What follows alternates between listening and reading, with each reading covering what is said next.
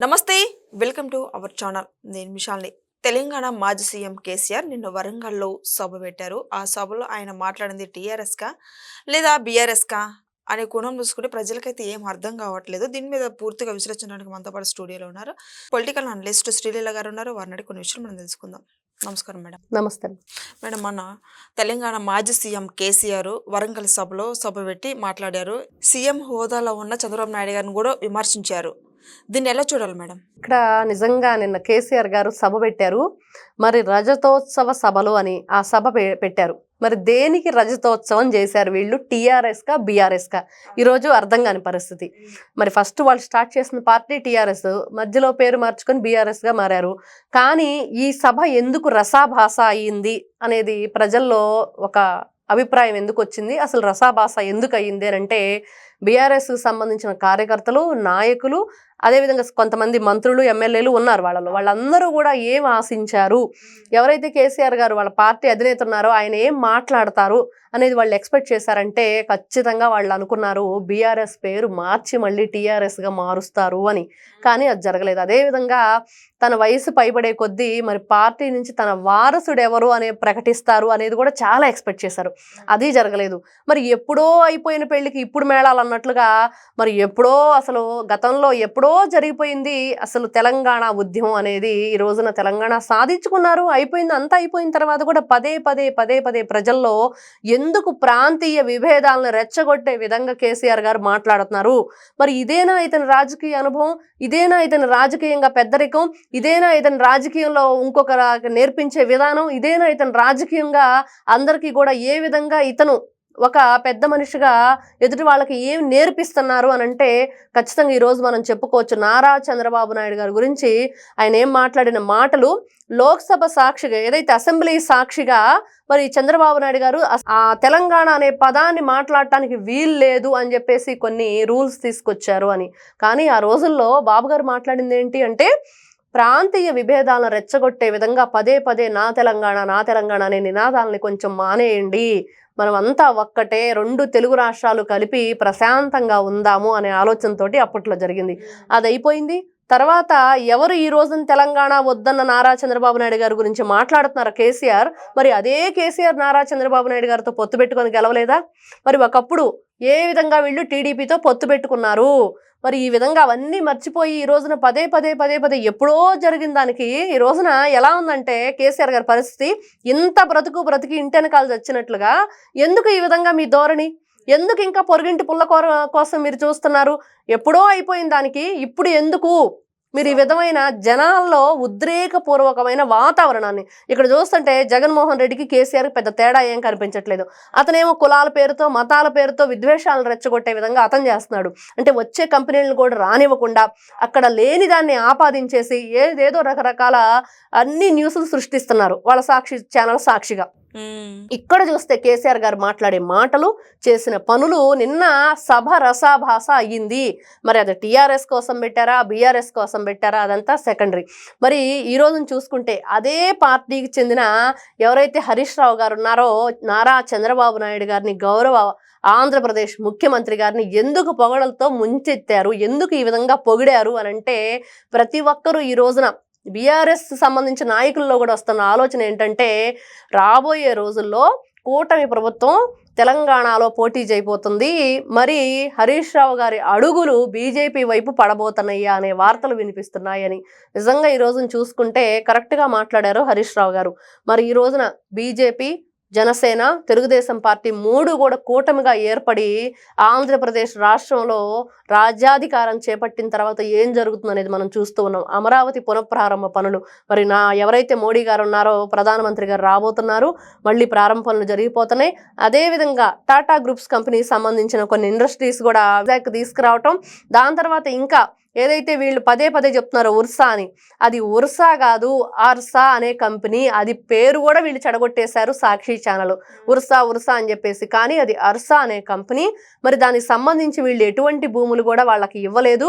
జగన్మోహన్ రెడ్డి గారు గతంలో ఏదైతే ₹1,00,00,000 ఎకరం ఇచ్చారో అదేవిధంగా వీళ్ళకి కూడా ఎకరం ₹1,00,00,000 ఇవ్వటం జరిగింది. ఇదిగో ఈ 12,000 ఉద్యోగాలు మీరు ఇస్తేనే మేము మీకు ఈ భూమిని ఇచ్చేటట్లు, లేకపోతే వాపస్ తీసుకునేటట్లు ఒకటైతే అగ్రిమెంట్ జీవో అయితే రాసుకున్నారు. అవన్నీ కూడా తెలియక మాట్లాడిన మాటలు. మరి ఈ రోజున చూస్తూ ఉంటే హరీష్ రావు గారు అదే చెప్పారు. మరి నారా చంద్రబాబు నాయుడు గారు ఈ రోజున ఢిల్లీ స్థాయిలో ఆయన వెళ్ళి అక్కడ ఏదైతే ఎన్నికలకు సంబంధించి కూడా మనం క్యాంపెయినింగ్ చేసి వచ్చారు. ఇవన్నీ చూస్తూ ఉంటే ఏ విధంగా ఒక విజనరీ లీడర్ ఎలా ఉంటారు అనేది మనకు ఖచ్చితంగా కనిపిస్తూ ఉంది అనేది ఆయన చెప్పటం జరిగింది. మరి అదే ఎవరైతే కేసీఆర్ గారు హరీష్ రావు గారు ఒకే కుటుంబానికి చెందిన వ్యక్తులు, మరి ఇద్దరి కూడా ద్వంద్వ అభిప్రాయాలు మొన్న బయటకు వచ్చాయి.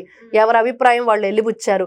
మరి ఒకవైపు కేసీఆర్ గారి మాటలు చూస్తుంటే ఖచ్చితంగా కేసీఆర్ గారికి ఈ రోజున 10 సంవత్సరాలు హైదరాబాద్ తెలంగాణని ఏలిన తర్వాత కూడా ఇంకా ఇలాంటి పిచ్చి వాగుడు మానుకోకపోతే ప్రజలు మొన్నొచ్చిన ఏదైనా కొన్ని ఉన్నాయి ఆ సీట్లు కూడా రావు, ఖచ్చితంగా బుద్ధి చెప్తారు. ఎప్పుడో అయిపోయిన దానికి ఈ రోజు నువ్వు ఇంకా విషయం చెప్పే ప్రక్రియే. మరి చూస్తే గతంలో జగన్మోహన్ రెడ్డితో కలిసి తను ఏ విధంగా రాష్ట్రాన్ని చిదిమేయటానికి చెదరగొట్టడానికి అక్కడ ఏమీ లేకుండా చేయటానికి, రాజధాని అనేది లేకుండా చేయటానికి ముఖ్య కారకుడు కేసీఆర్ అయ్యాడు. అది అందరికీ తెలిసిన విషయం. మరి జగన్మోహన్ రెడ్డి గారిని ఎందుకు ఆ విధంగా ఇతను రెచ్చగొట్టే ధోరణి ఉందంటే అక్కడ ఉన్న ఇండస్ట్రీస్ ఏదన్నా మనం గతంలో చూసాం. 2 తెలుగు రాష్ట్రాలు విడిపోయేటప్పుడు హైదరాబాద్ ఒక వెలిగిపోతుంది. అదేవిధంగా ఆంధ్రప్రదేశ్ వెలవెలబోతుంది 2 తెలుగు రాష్ట్రాలు విడిపోయినప్పుడు. మరి హైదరాబాద్ తెలంగాణ ఒక వెలిగిపోవటానికి ఎవరు కారణం అంటే మరి నారా చంద్రబాబు నాయుడు గారు అనేది మనకు కరెక్ట్గా తెలుసు. ఎందుకంటే సైబరాబాద్ సృష్టికర్త ఆయనే కాబట్టి, కొన్ని వేల ఉద్యోగాలకు సృష్టికర్త అయ్యాడు కాబట్టి. మరి అట్లాంటి వ్యక్తి అక్కడ ఎవరైతే నారా విమర్శించాలి మరి చంద్రబాబు నాయుడు గారిని. మరి అదే అట్లాంటి వ్యక్తిని ఇతను విమర్శించడమే కాకుండా మరి 2019 నుంచి 24 వరకు ఆంధ్రప్రదేశ్ రాష్ట్రం అల్లకల్లోలం అవటానికి కారణం కేసీఆర్. ఇది మాత్రం గుర్తుపెట్టుకోవాలి. నువ్వు జగన్మోహన్ రెడ్డితో కలిసి ఏం చేశావు? రాష్ట్రాన్ని సర్వనాశనం చేయడానికి కారకమయ్యావు. మరి ఎంతమంది ఉద్యోగాలు లేకుండా చేశావు? నా రాష్ట్రానికి రాజధానే లేదని ప్రజలందరూ కూడా ఈ రోజున దానికి కర్మ కర్త క్రియ అన్నీ కూడా నువ్వేను. అన్ని వేళ్ళు కూడా ఈ రోజున జగన్మోహన్ రెడ్డి కేర్ ఆఫ్ కేసీఆర్ అనేది కనిపిస్తూనే ఉంది. మరి అలాంటి కేసీఆర్ ఈ రోజున ఎప్పుడో జరిగిపోయిన దానికి ఈ రోజున ప్రజల్లో ఉద్రేకపూర్వకమైన వాతావరణాన్ని రెచ్చగొట్టడానికి చూస్తున్నావు. కానీ ఎక్కడా కూడా ప్రజలు నువ్వు చెప్పిన మాటలు వినే పరిస్థితిలో లేరు. ఈ రోజున ప్రజలందరూ కూడా ఆలోచిస్తున్నారు కాబట్టే, ఆలోచించి ఓటేశారు కాబట్టే నీకు ఎన్ని ఓట్లు వచ్చినాయో ఒకసారి చూసుకోవచ్చు. ముఖ్యమంత్రిగా కాంగ్రెస్ ప్రభుత్వం అధికారంలో రావటం, అదేవిధంగా రేవంత్ రెడ్డి గారు ముఖ్యమంత్రి హోదాలో కూర్చోవటం మనం అన్నీ చూస్తూనే ఉన్నాం. కాబట్టి మనం ఒక మాట మాట్లాడేటప్పుడు ప్రజల మనోభావాలను దెబ్బతీసే విధంగా, ప్రాంతీయ విభేదాలు తీసుకొచ్చే విధంగా, లేకపోతే ఏదైతే మనం ఇప్పుడు చూస్తున్నామో 2 రాష్ట్రాలకు సంబంధించి కూడా కంపెనీలు కానివ్వండి, ఇండస్ట్రీలు కానివ్వండి, కాలేజీలు కానివ్వండి, ఏదైనా సరే ఎవరికి ఇప్పుడు వాళ్ళకి ఎక్కడ పెట్టాలనిపిస్తే ఎక్కడ బాగుందంటే వాళ్ళు అక్కడ పెడతారు. మాకు ఇక్కడ డెవలప్మెంట్ ఉంటుంది, మా కంపెనీ గ్రోత్ ఉంటుంది, ఇంకా మాకు మంచి అవకాశాలు వస్తాయి అనేది ఎవరికైనా ఆలోచన వస్తే వాళ్ళు ఆ ఏరియాలో పెట్టడానికి ఇష్టపడతారు. కానీ ఈ విధంగా బురద జిమ్మే ప్రయత్నం చేస్తే కనుక ఆ బురద చింది మీ ముఖానే పడుతుంది అనేది నిన్న జరిగింది. గొప్పగా జనాలు అయితే వచ్చారు కానీ సభ మాత్రం ఇది టీఆర్ఎస్ కోసం చేసిన రజతోత్సవమా లేకపోతే బీఆర్ఎస్ కోసం చేసిన రజతోత్సవం అర్థం కాక ప్రజలందరూ కూడా ఈ సభ రసాభాస అయ్యిందని చెప్పి ప్రజలే కాదు బీఆర్ఎస్ నేతలు కూడా చెప్పుకునే పరిస్థితి నిన్న కేసీఆర్ గారికి ఎదురైంది. నిన్నటి రోజున కేటీఆర్ కానీ, కవిత కానీ, కేసీఆర్ కానీ వాళ్ళు చెప్పిన తర్వాత అధికారంలోకి మేమే వస్తాం కదా అన్నట్టు వ్యాఖ్యలు చేశారు. ఇది ఎంతవరకు వాస్తవం అంటారు? ఆంధ్ర రాష్ట్రంలో జగన్మోహన్ రెడ్డి గారు మేమే వస్తాం, ఇక్కడ చూస్తే వీళ్ళు మేమే వస్తాం, వచ్చి ఏం చేస్తారు? గతంలో కవిత జైలుకి వెళ్ళి వచ్చారు. మరి ఏ కేసులో జైలుకి వెళ్ళి వచ్చిందంటే నిజంగా చెప్పుకోవాలంటే ఇంటి ఆడపిల్లని మద్యం కేసులో వీళ్ళు ఇరికించి జైలుకు పంపించారు, తీహార్ జైలుకి. మరి ఎంత ఘోరమైన పరిస్థితి. మరి అదేవిధంగా ఇటు జగన్మోహన్ రెడ్డి గారిని చూస్తే సొంత చెల్లెలకి ఆస్తి కూడా ఇవ్వకుండా, ఆడపిల్లకి ఏదైతే హక్కు ఉందో అది ఇవ్వకుండా తల్లిని చెల్లిని మోసం చేసి మరి నువ్వు కూడా ఈ రోజున మళ్ళీ నేను వస్తాను, ఈ రోజు నీకు సొంత చెల్లి తల్లినే ఓటు వేయకపోతే ఆంధ్ర రాష్ట్ర ప్రజలు ఎలా చేస్తారు ఓటు? కాబట్టి మిమ్మల్ని వద్దనుకున్నారు కాబట్టి వేరే ప్రభుత్వాన్ని తెచ్చుకున్నారు. మరి ఈ రోజున మీ 2 ప్రభుత్వాలైనా ఇంకా రాష్ట్రంలో ఇంకేమి లేవా, ఇంకేమి రావా అంటే చాలా ఉన్నాయి పార్టీలు. చాలా మంది మేమంటే మేము ఈ రోజున ఎన్నో చూస్తున్నాం పార్టీలని. అందరూ కాంగ్రెస్ ఏదైతే చూస్తున్నాం, బీజేపీ, తెలుగుదేశం, జనసేన అందరూ కూడా మేమందరం పార్టీలమే. ఏదైతే వైఎస్ఆర్సీపీ, ఇటు చూస్తే బీఆర్ఎస్, ఈ 2 కాదు మళ్ళీ మీరు రావటానికి చాలా మందికి ప్రజలు చాలా అవకాశాలు కల్పిస్తున్నారు. కాబట్టి మీరు చేసిన ఈ కుట్రలు కుతంత్రాలు ఏదైతే ఈ ధర్నాలు, దోపిడీలు, నిధుల్ని ఈ విధంగా దుర్వినియోగం చేసి 2 తెలుగు రాష్ట్రాలను సర్వనాశనం అయిపోవడానికి కారకులు కాబట్టే ప్రజలు పక్కన కూర్చోబెట్టారు. మళ్ళీ మీరు పగటి కలలు కనకండి అనేది ఖచ్చితంగా ప్రజలైతే సమాధానం చెప్తున్నారు. Thank you. నమస్తే.